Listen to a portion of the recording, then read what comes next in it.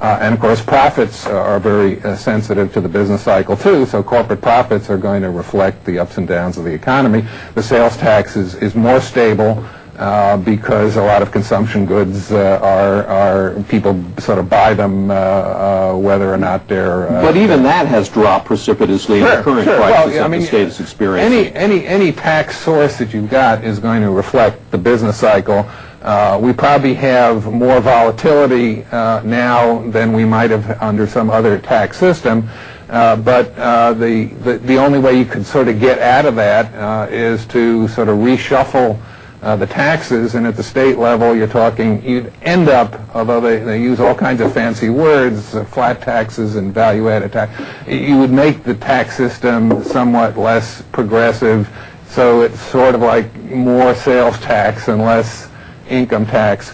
I think the thing about Prop 13 connects more to the leadership issue that we have been talking about here. If you go back to what was happening in California when Prop 13 was enacted, what was happening was that the property taxes were going up because land values were going up a lot.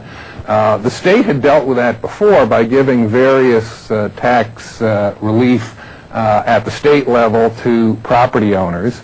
But somehow in 1977-78, when all of this was warming up and taking place, the legislature didn't seem to be quite aware of what was going on at the local level. There's a leadership problem right there. And the governor, Jerry Brown, was sitting on this huge reserve in the state general fund, and people were saying, how come the state is just sitting on all this money and yet my property tax keeps going up? Bill's going up. So I think there was a major failure of leadership in Sacramento at that point, which brought Prop 13 into fruition. It wasn't, if you actually look at some of the polls that were taken even a couple months before Prop 13 passed, it was not a dead certainty that it was going to pass. But the legislature was asleep and the governor wasn't responding, and that's what ultimately led to... But those who criticized Prop 13 and continue to do so say that it has destabilized the revenue source because it has put more of the burden on corporate and sales tax and income tax, which as you said, fluctuate with the ups and downs of the economy. That property tax has become a smaller portion of the total revenue pie for the state of California. Yeah, and that's a problem if you're spending more than you're taking in, and that's what's going on in Sacramento. When you look at the rates of government spending, Proposition 13 hasn't slowed them down. I mean, even in the last 4 or 5 years, we've doubled our budget.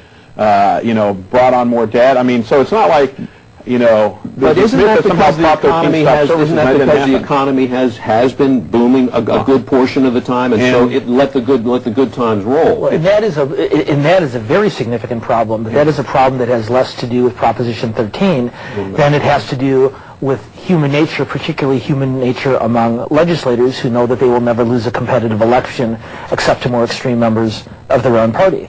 Whether it's spending on one side of the aisle or taxes on the other, the state of California does not engage in boom and bust budgeting. If it did, if we spent at boom levels when we were in a boom, and at bust levels we were in a bust, we'd be just fine.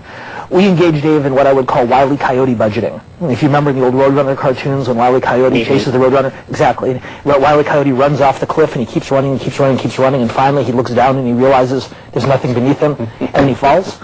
That is essentially where we are in Sacramento right now. They've been spending at economic boom levels, even through the first couple of years of very difficult economic recession. You can have a legitimate argument about Prop 13 and its value and whether the way tax responsibilities are allocated are done appropriately or not. But toward Mike's point, at least as it relates to this budget crisis, whether the tax revenue comes from income or property taxes or any other, the more fundamental problem is a legislature that is unwilling to either reduce spending significantly or to raise taxes on someone significantly. No matter where your tax burden is based, it's still the same Is fundamental it problem. realistic to think that for a few years government will be anything goes and we'll set up all these programs and now the economy is contracting, so let's cut everything out and go back to what we had 10 years ago? I mean, should that be the ongoing way of running a state? Because that's what I'm hearing. No, that the legislature should respond when the economy is bad and cut everything out, and then oops. Okay, and then when things get going again, there's plenty of money for everybody. Let's reestablish all the programs. And that's why you have the ongoing discussion about the need for rainy day funds, for budget reserves, and that sort of thing, to even out both the peaks and the valleys. But to the premise of your question, should the state legislature and governor cut or tax our way out of a $24 billion hole in 1 year? I would suggest not. And my guess is that Mike might disagree with me on this, but I would argue that it has taken us several years to get ourselves into this position.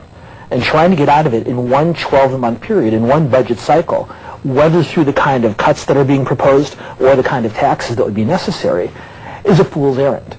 I think one of the best ways of reassuring Wall Street and our lenders and our creditors, of reassuring Washington, the Obama administration, and Congress, and reassuring the voters that there's some level of fiscal responsibility, is saying we can't do this in 1 year without imposing all sorts of chaos on one side or the other.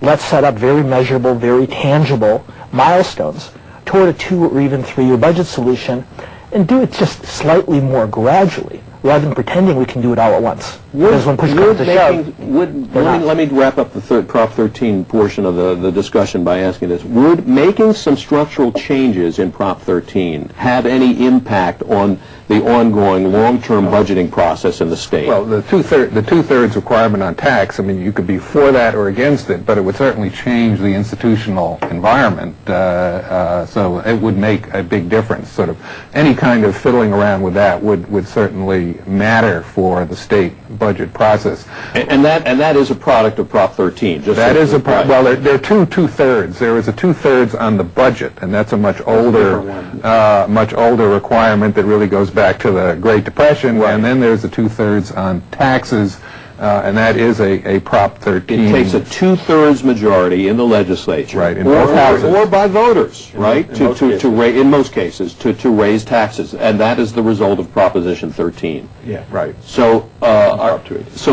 you're saying changing that would have an impact? Yeah. Oh, that would really be a major reform, and sort of throwing that back to the Constitutional Convention thing, it could be done just as Prop 13 was done without a Constitutional Convention. And we've had some propositions on the ballot that have aimed at the two-thirds rule, and there are some sitting in the hopper today that would focus on that. But the impact, though, may not be what people think it is. I mean, the impact may be, oh, great, we get to raise taxes faster, but, that has an impact in itself, too, which is, if you start, for example, there's people that talk about a split wall separating personal homes from, commercial property. Right. Well, okay, that will make it very easy for a manufacturer to decide where to locate.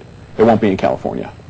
They already have enough problems staying in California as it is, and if you're going to, tax their property at a much higher rate, they'll just go ahead and set up their manufacturing plant in Arizona and deliver to California stores. Well, there's an impact, but it could be a very negative impact. Raising taxes has a very negative impact on the economy. Well, as Pete Wilson actually says about the tax increase he supported when he was governor.